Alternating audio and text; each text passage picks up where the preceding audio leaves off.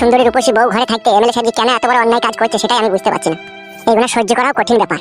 এই দেশে মেয়ে সহ্য করতে পারবে না, শুধু তুমি ভালো মেয়ে বলে সহ্য করে আছো। আমি বুকে পাথর ভেঙে ওর সাথে সংসার করি ভাই। সেটা দেখেই বুঝতে পারছি তোমাকে। আমার এই ভাগ্যটাই খারাপ ভাই, না হলে আমার মতো সুন্দরী রূপসী ঘরে বউ থাকতে গিয়ে ওই ফাটা কুকুর বেটা অন্য মেয়ের পেছনে ঘুরে বেড়াই বলো, সবই আমার ভাগ্যের দোষ ভাই। সব ভাগ্য দোষ বললে হবে? ভাতারকে টাইট করার রাস্তা আছে বৌদি। কি রাস্তা আছে ভাই একটু বলো তো? রাস্তা তো আছে, তুমি কি আমার কথা শুনবা? হ্যাঁ শুনবো, বলো। একে আমার একটু ভুংভাং আংবাং বুঝিয়ে দি, পরে এই মালটাকে আমি আচ্ছা ধরা করবো। কি বলছো ভাই, বলো, দুম মেরে গেলে যে।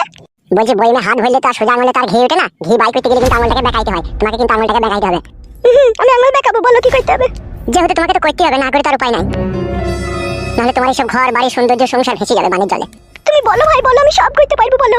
কি বলবো না কিছুই তো বুঝতে পারছি না। এমএলএর বউকে লাগাই তো আমার খুব ইচ্ছা হচ্ছে, কি আংবাং বোঝানো যায় বড়া।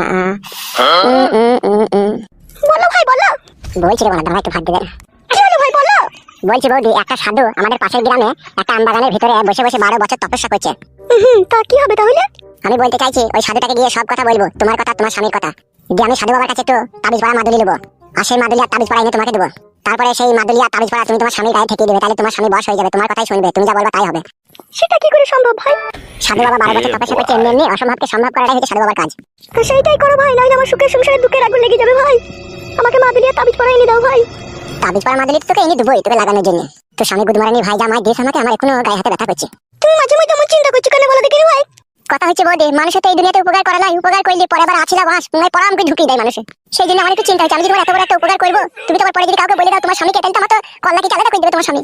সেটা কোনোদিনও নয়, আমার স্বামীকে আমি কোনোদিনও বলবো না, আর তাকে জব্দ করার লাগি তো আমি এইসব করছি, তা আমি আবার বলবো কিছু চিনি তাকে? সে আমাকে ছেড়ে অন্য ছুরির প্রেমে পড়েছে। আমার কি এটা সহ্য হচ্ছে? আমার মনে হচ্ছে গায়ের গোশ আমি গায়ে থেকে ছিঁড়ে ফেলে দিই, তাই মনে হচ্ছে। আর তুমি আমার সেই উপকারটা করতে এসেছো, আমার স্বামী কাকে ভালোবেসেছে সেটা বলতে এসে সেই মেয়েটার কাছ থেকে আমার স্বামীকে ছাড়িয়ে আমার কাছে আপন করে এনে দিতে এসেছো। আর আমি আবার কাউকে বলবো? ছি ভাই, আমি কাউকে বলবো না, তুমি যা করতে হয় তাই করো, কিন্তু আমার স্বামীকে ওই মেয়েটার কাছ থেকে ছাড়িয়ে দাও ভাই। আমাকে লাইনে এসেছে, এবার কাপড় তুলি পটাম করে ভরে দেবো রে। বলছি তাহলে শোনো, বলো। আমি এখন বাড়ি চললাম, ঠিক আছে? আর এই সমস্ত কথা কাউকে বলার দরকার নেই। কাল ভোর 4টার সময় আমি ঘুম থেকে উঠবো, যে সাধু বাবার কাছে চলে যাবো, আমি তাবিজ পড়া মাদুলি এনে তোমাকে দিয়ে দেবো, আর তোমাকে যা যা করতে বলো তুমি তাই তাই করবে, বুঝতে পেরেছো? ঠিক আছে ভাই, তুমি যা ভালো লাগবে তাই করো, তুমি তাবিজ পড়া মাদুলি এনে দাও, আর তুমি যা যা করতে বলবে আমি তাই তাই করবো। ঠিক আছে, তাহলে আমি এখন আসছি। একটু মিষ্টি খেয়ে যাও ভাই, এত বড় উপকার করতে এসেছো, একটা মিষ্টি যদি না খেয়ে চলে যাও খারাপ লাগবে না আমার? মিষ্টি তো আমি খাবো, মিষ্টির সাথে আমি ছানা পায়েসও খেয়ে নেবো, কিন্তু একটু কাজটাকে হোক তারপরে। বেশ ঠিক আছে, তাহলে আমি চললাম। যাও, আবার আসবে।